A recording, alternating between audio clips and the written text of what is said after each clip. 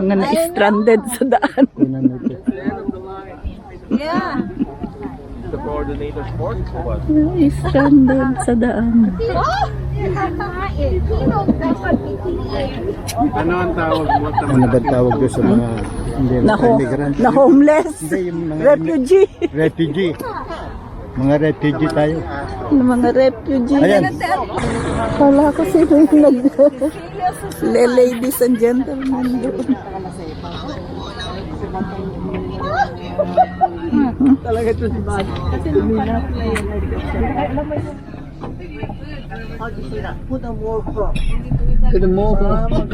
So ladies and gentlemen, look to the right. It's one of the several parks that we have in our city. We have 30 parks. This park was once part of the Floriade. What is the Floriade? That is a park with flowers which we organize every 10 years. Flowers from all over the world. These towns close by the sea had a St. Nicholas Church. And he said, I want you to make a protection that the sea cannot enter anymore.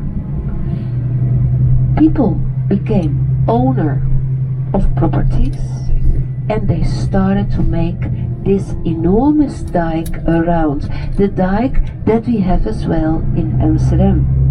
They loved the Count of Holland, Floris of Holland, and they wanted to become a Hollander. He was hated by his friends, the other counts, the other noble people, and murdered by them. But from that moment, we are Holland.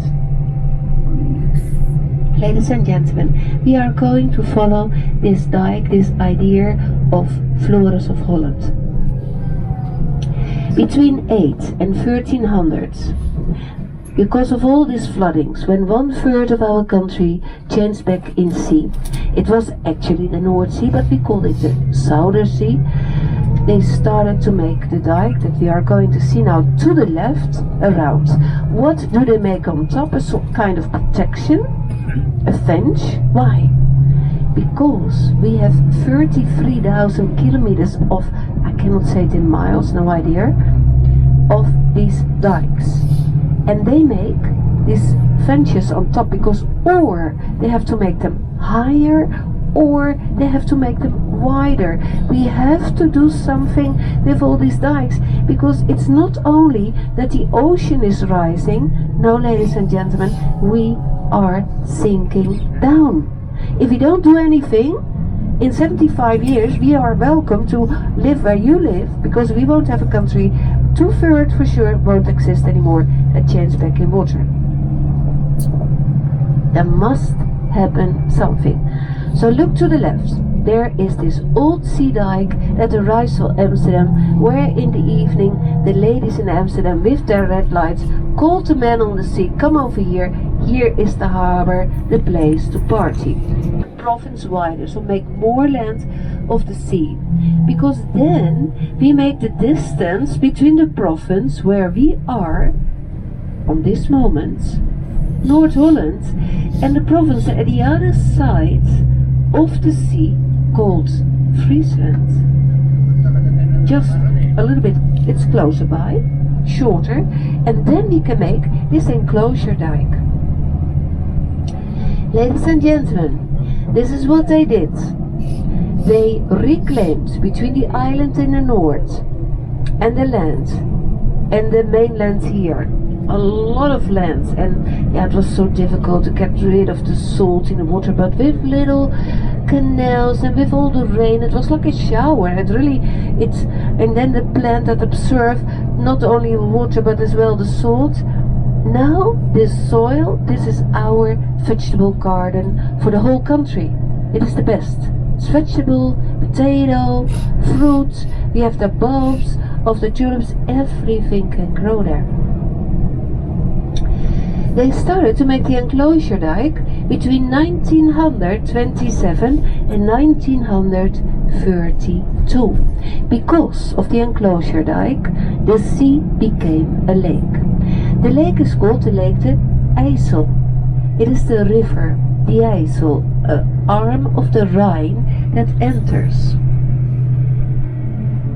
krok, krok, krok, krok. Beatrix.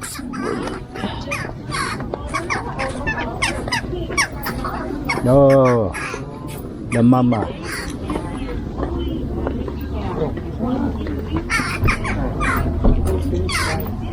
Oh. Ibang klaseng apple tree nila, ano? First. Ito naman, pears. Yeah, first.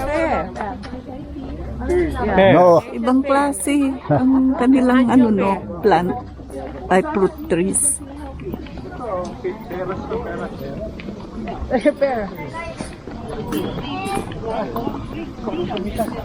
Yan, close up yung mga bahay nila sa Amsterdam.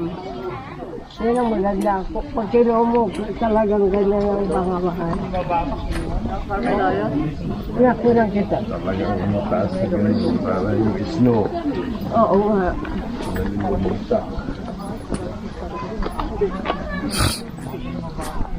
Ah, ito yung binibili nating bulaklak ko.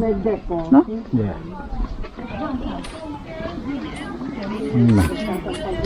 Kunan mo yan. Maski nasa labas, ang gaganda ng deck nila, no? Merag pa. Bike, bike. Ano mo ko ito? Kunan yung bike. Bike, bike, Kunan yung bike, bike. Tayo. Bako yung bahay. Ano yung sura ng bahay? Eight. Eight. Ay! Meron din silang sampayan. Kunan yung bike. Yun ang magandang bahay. Yun nasa gitna. Mataas na ganun, parang snow, madaling bumagsak. Masarap kaya tumira dito. Nasa village ka. Yeah, village talaga, ganyan. Eh, paano pagbaba nito? Naka-18 pa ako eh. Ito, kuwan ito ah. Pindutin mo na. Hindi ba kuwan to? Hindi ko alam. Hindi yung Ha? Paano? tinanim natin noon. Sabi mo, Pigs? Pigs? sabi nito man. Pigs. Hindi, Pigs. hindi masarap. Malakas ano. Sabi, hindi Ano? masarap. O, kotse! Car, car, car, car!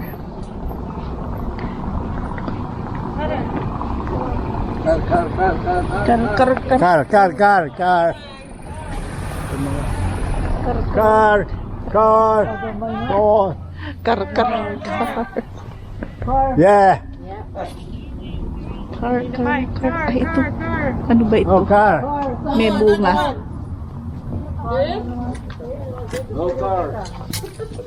Ano ito?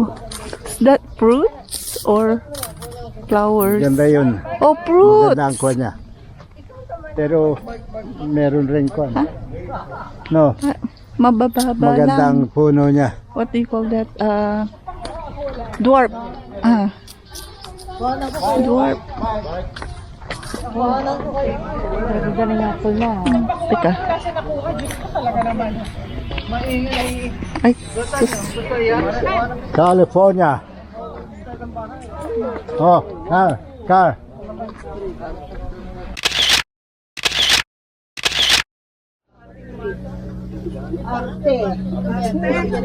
Ano pa?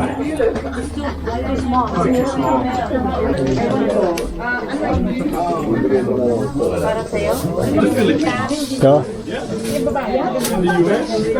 Ito? Life Ito? is better in the US.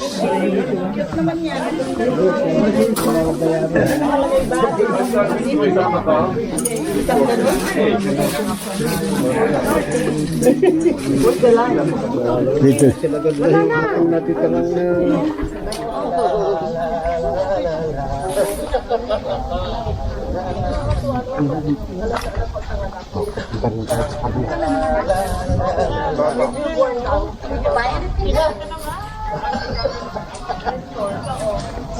Car. Tingnan mo.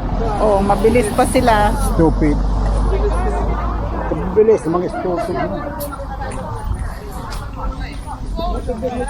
Mami, may nasagasaan pa dito. Konsiderasyon ng mga tao dito. Bike, bike, bike.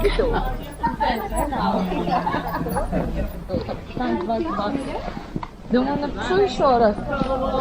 Написала, сейчас прорегулировала просто чтобы свою сумму. Я уже не помню, что конкретно написала, какого имя.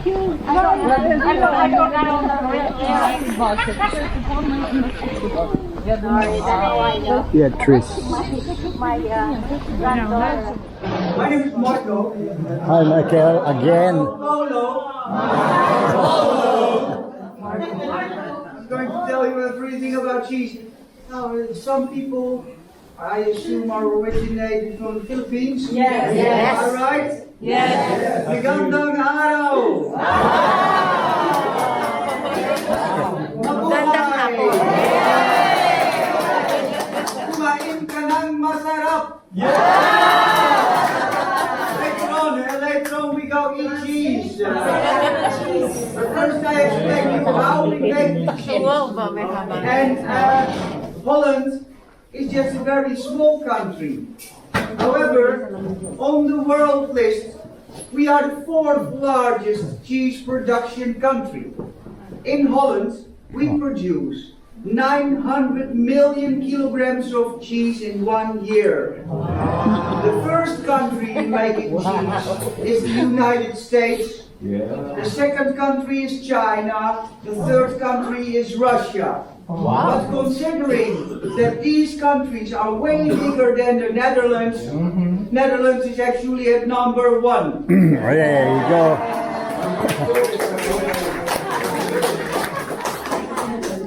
85% of all our cheeses are made in large factories. Only 15% is made in equal farms like we have it here. In fact, we are the oldest farm in the region, and the first farmer came here in 1800. And still nowadays we produce the cheese in the same way as they did it back then. And the secret goes from father to son. But today you are lucky, because today I will reveal you that secret. But I actually think you already know what the biggest secret behind making delicious cheeses is. What do you think? Milk. Milk cow. No cow, no milk. No milk, no milk. Now we have The happy cows live in California. even happier.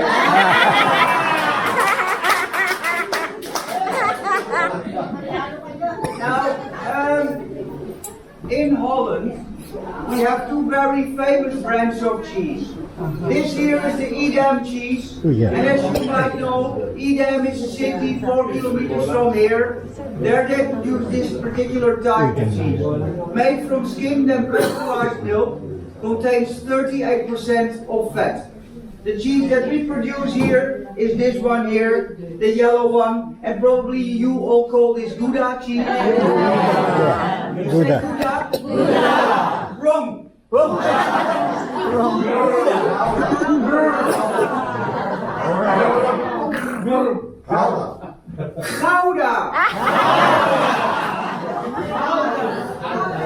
Gouda cheese is made from whole milk and contains 48% of fat. But I always say with cheese, the fatter, the better. Exactly. Now, milking the cows at 5 o'clock in the morning, the milk arrives here at 6 and is pumped into that big basin over there.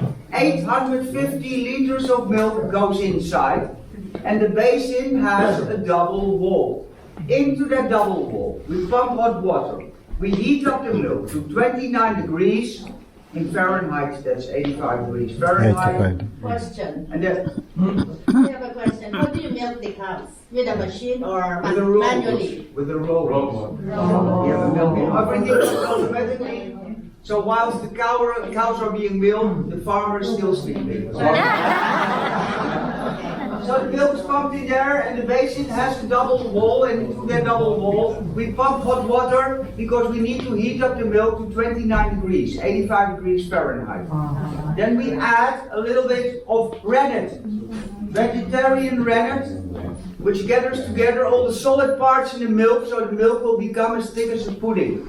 Then we let 3 knives, like the one you see here, turn around through the basin. They cut the milk and divide it into a liquid part and a solid part. The liquid part, ladies and gentlemen, is called the whey. And the whey is not used for making cheese. We give it back to all the animals to drink. So to the goats, to the sheep, to the calves, to the cows, to the horses, the tourists.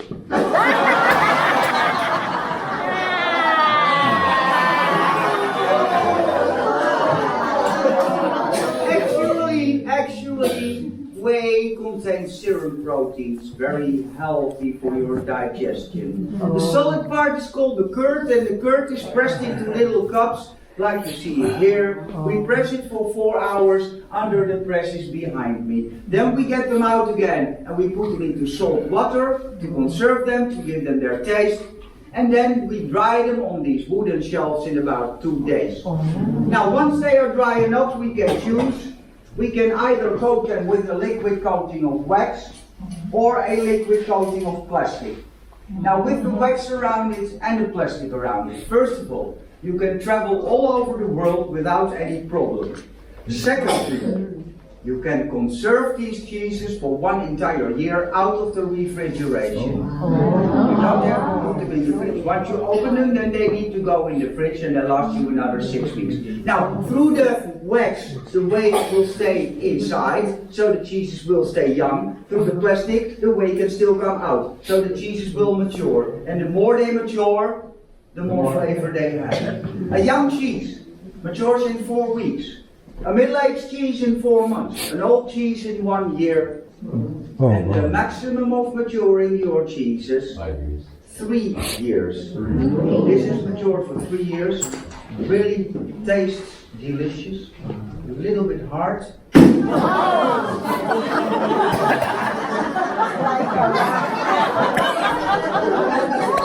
Very good for a low lady. And for the ladies, very good for your husband.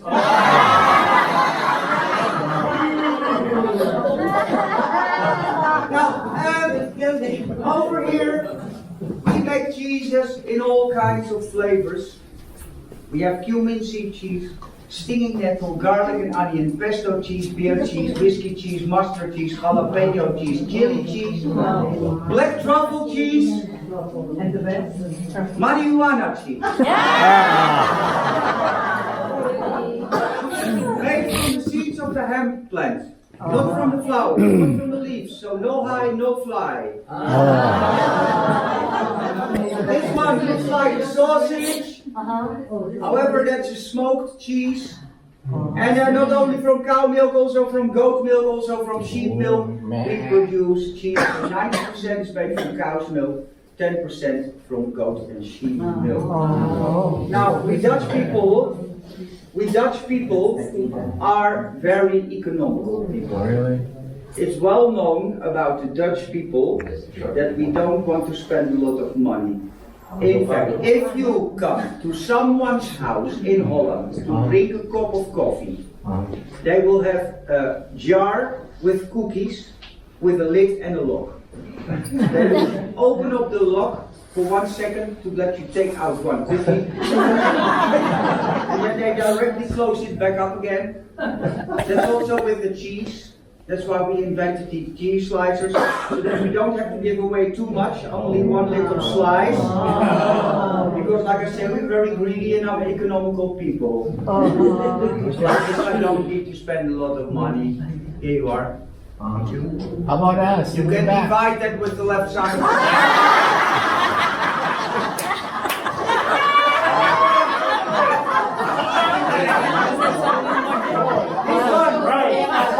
This one for young cheese, because with young cheese the cheese would stick to the knife, so we took away the blade. And I mean, some of you live in the United States, or do you all live in the United States? We all live. Yes. Well, this one we invented especially for the people from the United States. We want to know why? Why? We want to make America great again.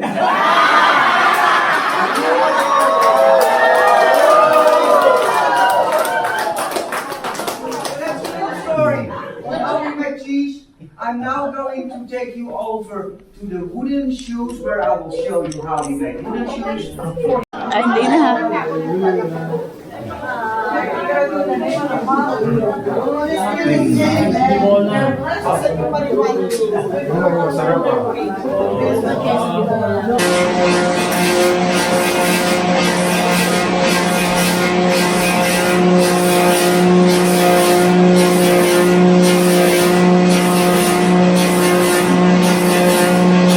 In Holland, in 1 year, we have 31 days that it doesn't rain. Oh. And wooden shoes are waterproof. They keep your feet warm, they keep your feet dry, offering good protection.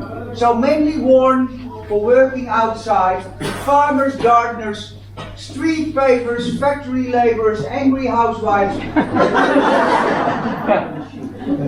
Now in the earlier days, we used to make them entirely by hand, with a big knife cutting the outside shape, and the inside was drilled out with various sizes of spoon screws. Now that was quite labor intensive because it took a good 4 hours making one pair of wooden shoes. So this is a dying trade. In fact, I learned how to make them by hand.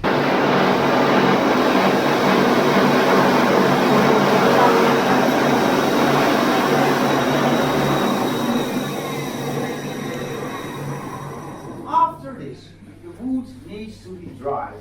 Yeah. Slowly air dry it in the wind. Polish it now afterwards on sandpaper belt. And then finally we'll have a little wooden shoe like this one.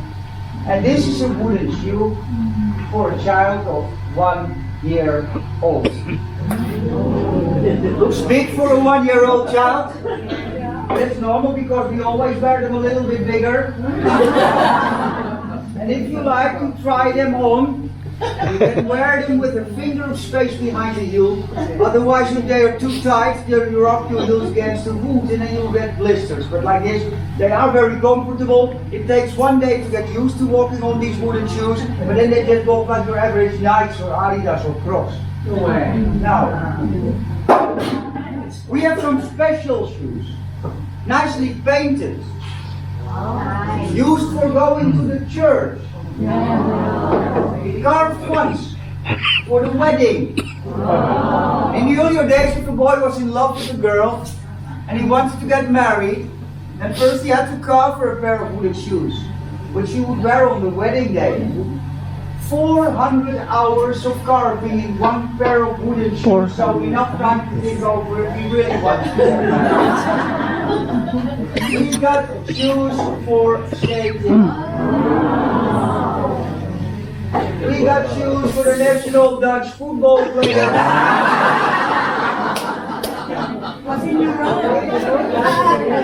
So now you know why we never win. Used by fishermen to stand safely on the ice. You know, of this, all these different light effects. Yeah, because you liked so much. I remember that you wanted to buy the girl with the pearl earring. Some of you, some of the ladies.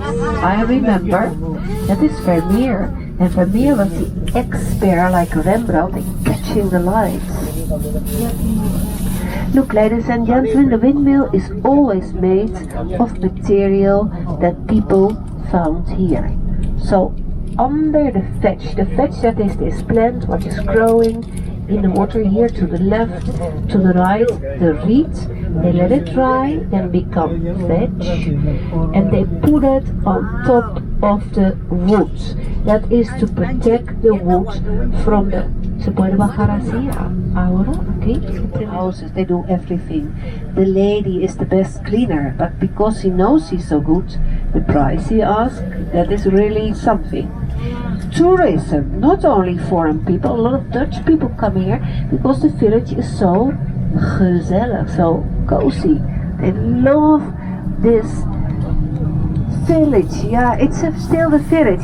It belongs to Edam. Edam is the town. They have 5,000 inhabitants. They are Protestants and they work in Amsterdam. In Volendam they have 20,000 inhabitants. They're Catholic and most of them work in their village.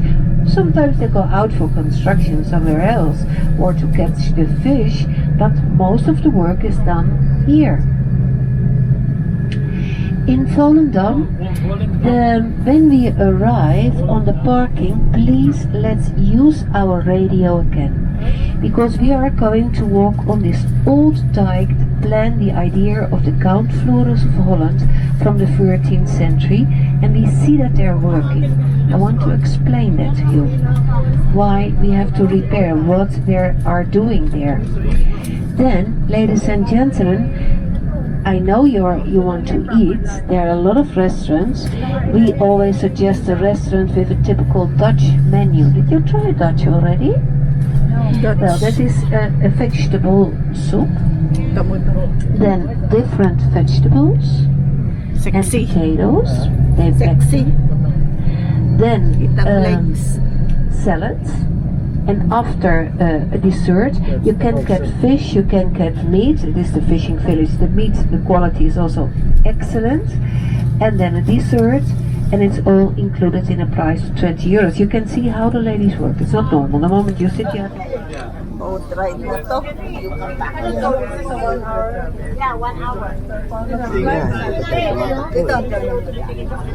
Silang guna mo sa likod. Ito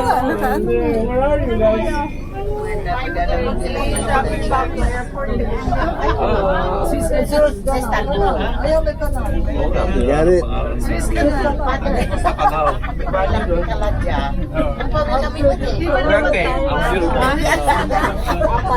teka.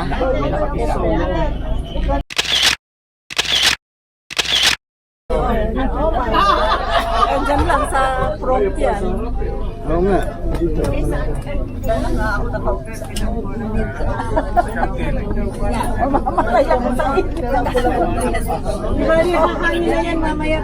Ayan, okay na.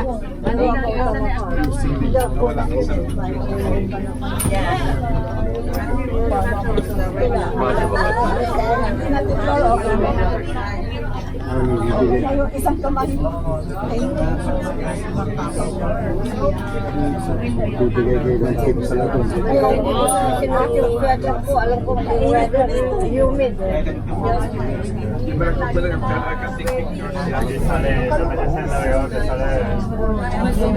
Nainitan ka sa dami ng nasya.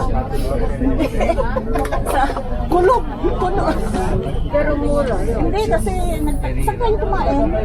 Hinahanap namin. Oo, kanina eh. Hindi na kayo kumain sa sulit. Hindi, kumain kami kaya kami natagalan. Yung pa sa banda ko. Oo, kulit. Hindi, marami pa. Pero banda pa doon. Hinahanap namin. Tapos tayo ng mura. Ano? 17 dollars, ganyan. Sabi ko, pakalo naman. Nagsalita. Welcome to Amsterdam, capital city of the Netherlands.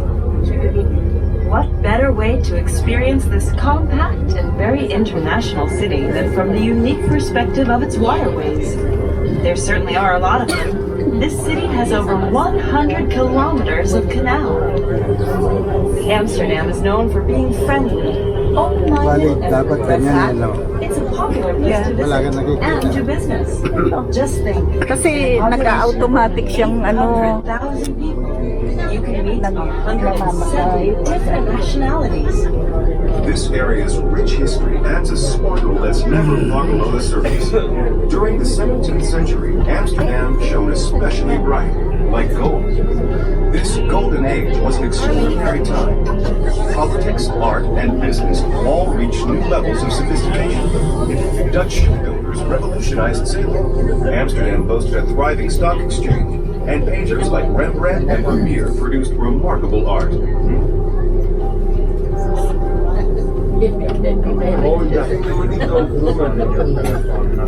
Nee, maar ik heb het er beloofd. Let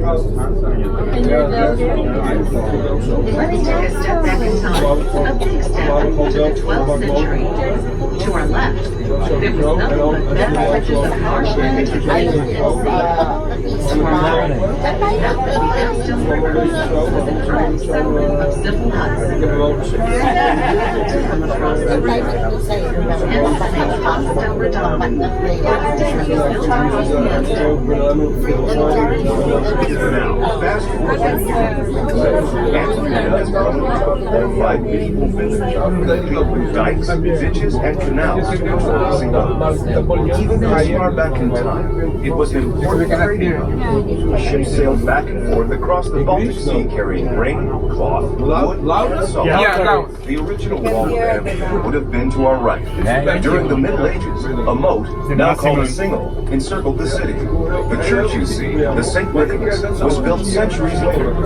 Named after the patron saint of seafarers, it stood overlooking the harbor. Also to our right is the 15th century Schreier's Tower. This outer defense tower got its name from the scare, or sharp corner, formed by the city walls that met here. Look to the left. Nothing you see, including the land itself, was here during medieval times.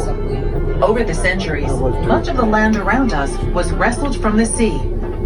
To reclaim this polder, or land that was once covered by lakes and seas, industrious Amsterdammers built dikes and used windmills and pumps to get rid of unwanted water. And they've done an amazing and ingenious job of it. When it comes to controlling sea levels, the Netherlands takes the lead worldwide. There are no straight lines in Amsterdam's city center, but instead concentric canals lined and crisscrossed by streets, some centuries old. Amsterdam has almost 100 kilometers or 60 miles of canals, even more than Venice. The city grew up around Dam Square, where the Amstel River was dammed in the 13th century, giving Amsterdam its name. In Old Dutch, it means dam built across the Amstel.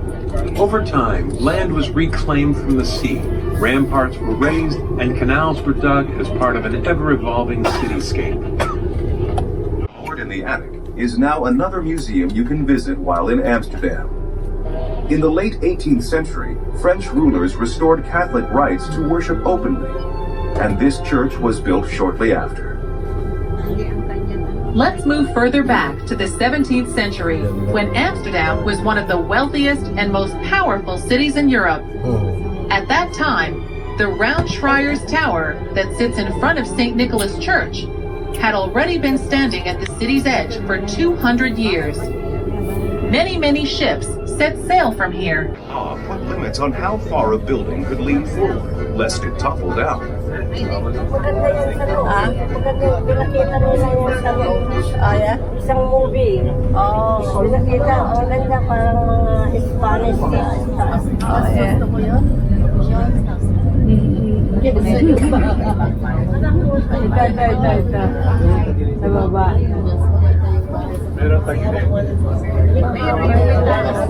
Taas. It's tilting. Bawat floor ibang nakaano. And so, the farther you lived from the city center, the lower your social class.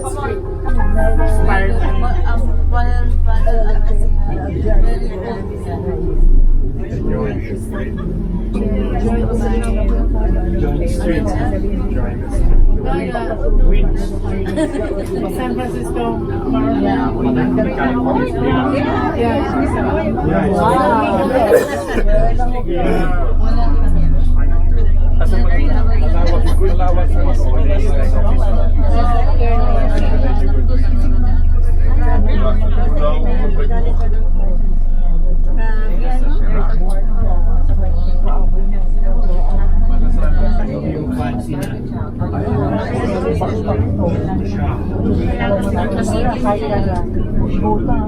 Waldorf Astoria.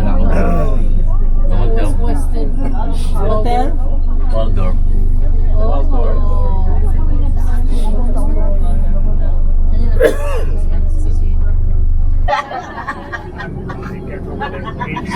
Oh, nasaan? Parang speaking Lugi.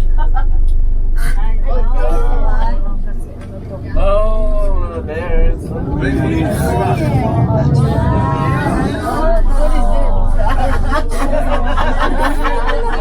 Where is it?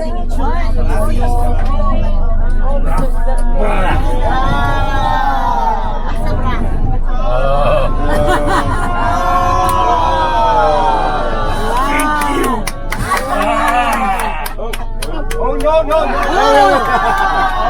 We're going to cross. Titanic. Tumayo ka dyan.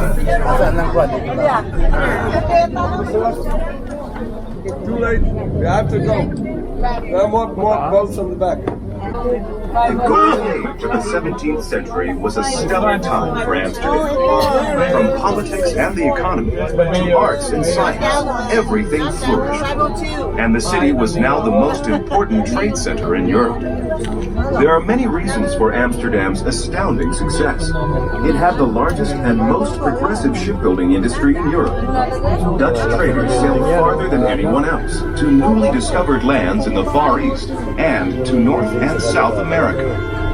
They organized into companies like the Dutch East Indian Company and the Dutch West Indian Company. And the profits from trading staples like grain and exotics such as spices, porcelain, precious stones, and textiles were enormous. Now let's slip back in time to the 17th century. Imagine a colorful scene. Gentlemen in fine clothing on the street, speaking different languages. Elegantly outfitted ladies stepping down into horse-pulled carriages. The clatter of wheels on cobblestones. And dare we mention it, an unpleasant waft of sewage coming from the canal. Building restrictions limited houses to a width of no more than 6 meters, or 18 feet. But those who could afford got around this by buying 2 adjacent lots and building a double house. Some of these double homes even had 2 different facades. There was no restriction on depth, and with 20 to 40 rooms, a large private garden, and a coach house behind that, mansions often stretched all the way over to the next street. We're now at the so-called Golden Bend of the Herrengracht, the most lavish section of all. Imagine going into one of these sumptuous homes. On the first floor, an elegant entrance hall with marble floors, high ceilings, and chandeliers. everything belongs to Joaquin. Please check everything, and we don't leave anything behind. And then we go together, we found the counter for Turkish, and then if you need to unpack and repack, we'll do it there. Taxes should be once you leave the, I'm gonna ask, but you should pass the security control. You should go to the international area, international. So good weather for tomorrow. 3 times in a row, good weather. For tomorrow. So you should go to the international area, and it should be an office there.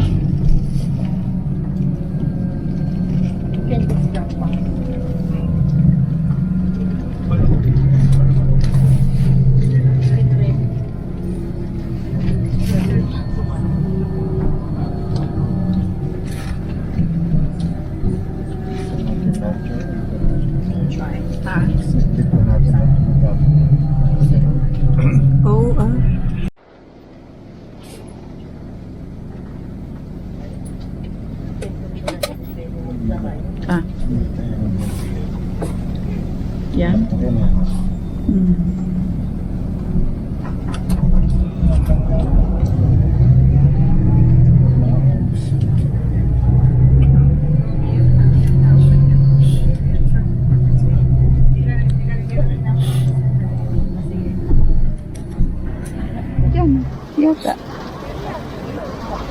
This is wala pa. Wala pa. Istanbul Airport. Oh, excuse me.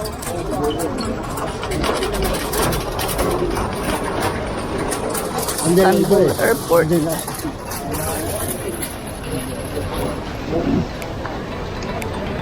Hmm.